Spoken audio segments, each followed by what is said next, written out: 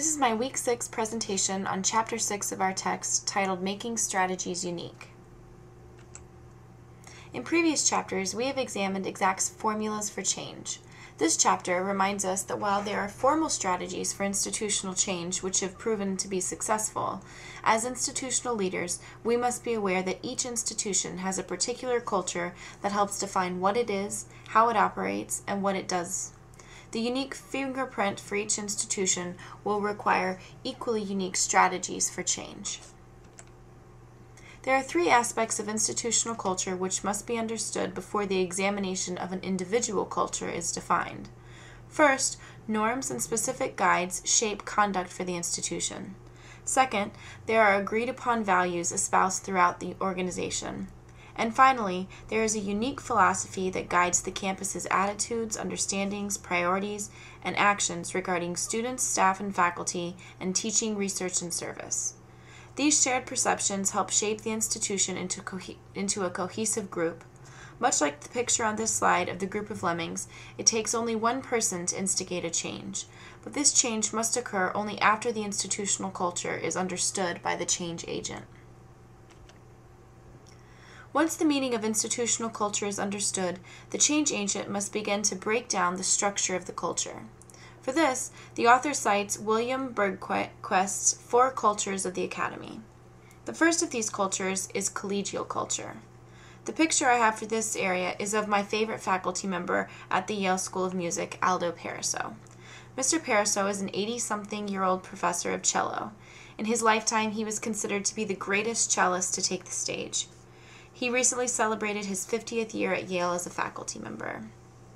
Bergquist describes collegial culture to be focused on the disciplines of the faculty. It values scholarly encouragement, shared governance, and decision-making. Mr. Pariso is a great example of this.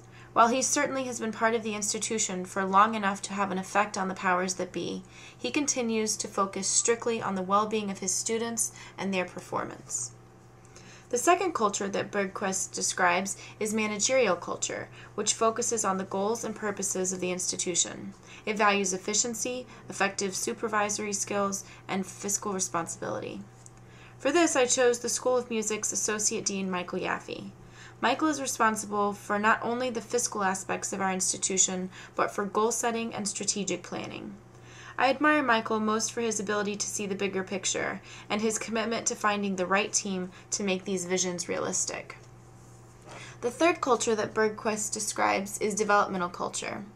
Developmental culture is based on the personal and professional growth of all members of the collegiate environment. By now, you are all familiar with Tom Massey, the School of Music's Deputy Dean and my sponsor and mentor. Tom not only works with students in areas such as career development, but he also takes a true interest in the success of staff, faculty, administration, students, YSM affiliates, and alums. Not a week goes by that Tom doesn't send a New York Times review my way with a review of one of our faculty, students, alums, or YSM friends. The fourth and final culture that Bergquist describes is negotiating culture. This culture values confrontation, interest groups, mediation, and power. Additionally, it prizes the establishment of equitable and egalitarian policies and procedures. This culture is best represented at the School of Music by our Dean, Robert Blocker. Dean Blocker is, without a doubt, one of the most powerful administrators in music education. While we are fortunate in that he is a wonderful source of leadership and not merely a tyrant dictator, there is no doubt that his powerful position in music today helps him yield support from specific interest groups and particularly specific donors. As for confrontation, Dean Blocker's slow Southern grace can make it very difficult to identify, but he is actually not afraid of confrontation. In fact, I have seen him confront groups of people, only to have them leaving meetings smiling and believing that they have accomplished their own agendas, when in fact, Dean Blocker has just successfully changed their stance. He is the perfect balance of someone who can negotiate for the benefit of the organization without burning bridges or making enemies. The author of our text goes on to explain that understanding your own institution through the 4 cultures of the academy is only half the battle. You then have to take outside factors into account.